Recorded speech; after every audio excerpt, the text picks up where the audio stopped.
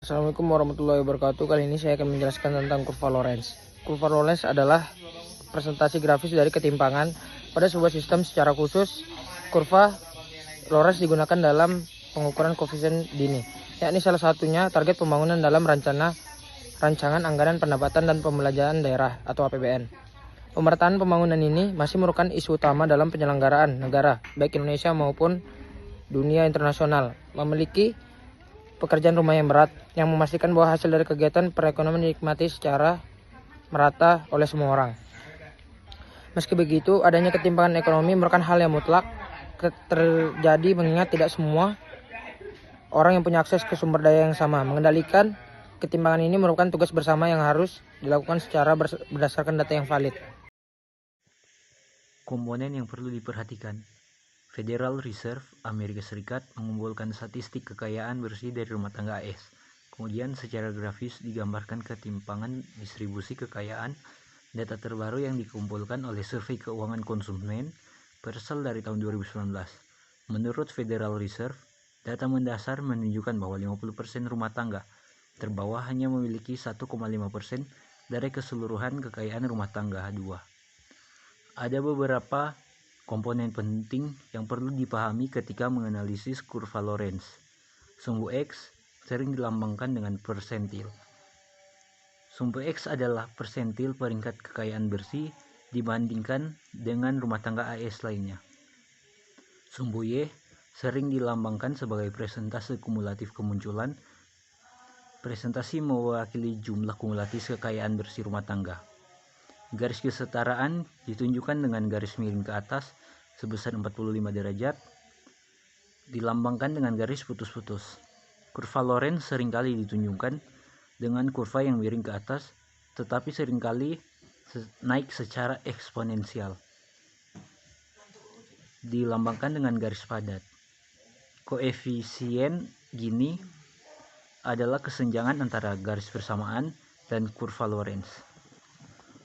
Rumus yang kita pahami cara kerja ekonomi kurva Lorenz dengan terlebih dahulu memahami rumusnya. Kurva Lorenz sama dengan L minus X sama dengan 1 minus LX dalam kurung 1 kurang F.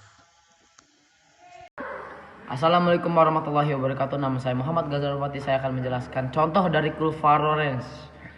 Gambar kurva Lorenz ini menunjukkan bahwa kurva telah disesuaikan dengan data yang menggambarkan pendapatan negara berdasarkan pada tahun 2020 lalu. Kesimpulan pada data tersebut dilakukan perbandingan dari garis diagonal lurus seperti yang sudah dijelaskan sebelumnya. Bahwa garis tersebut merujuk pada kesetaraan. Pada persentil pendapatan pendapatan yang ke-55, nilai kurva menunjukkan 23,39 poin persen. Hal ini berarti bahwa kurva Lorenz menyimpulkan bahwa sekitar 55% masyarakat ekonomi bawah memperoleh setidaknya 22,39% dari total distribusi pendapatan negara. Jika masyarakat Brazil yang ekonominya setara, maka 55% terbawah akan mendapat 55% jumlah. Selanjutnya, bahwa persentil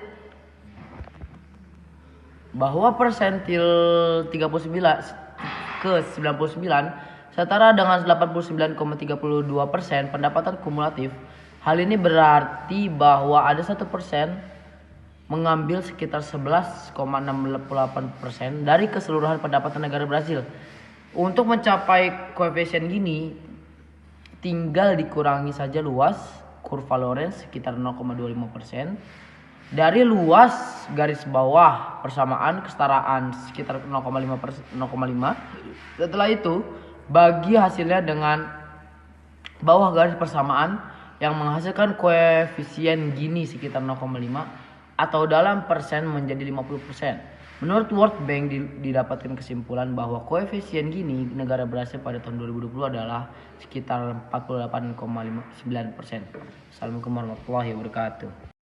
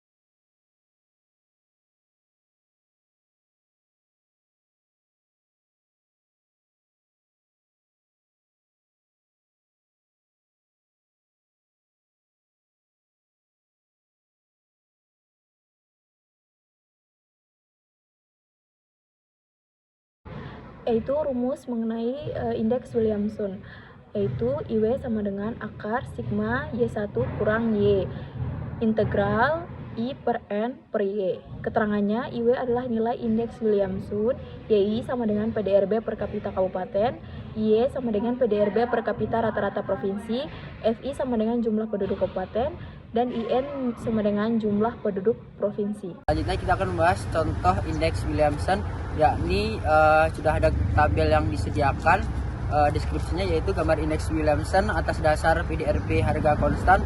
Berdasarkan gambar di atas dapat disimpulkan bahwa di Kota Surakarta pada tahun 2019 kecamatan yang ketimpangan pendapatannya paling rendah adalah Kecamatan Laweyan, diikuti Kecamatan Banjarsari, kemudian Kecamatan Serengan, Kecamatan Pasar Kliwon, dan yang memiliki ketimpangan paling tinggi adalah Kecamatan Jebres. Sedangkan bisa dilihat dari nilai rata-rata pada tahun 2010 hingga 2019, kecamatan dengan tingkat ketimpangan paling rendah adalah Kecamatan Banjarsari, kemudian diikuti Kecamatan Laweyan, Kecamatan Banjarsari, Kecamatan Serengan, Kecamatan Pasar Kliwon, dan yang paling rendah adalah Kecamatan Jebres.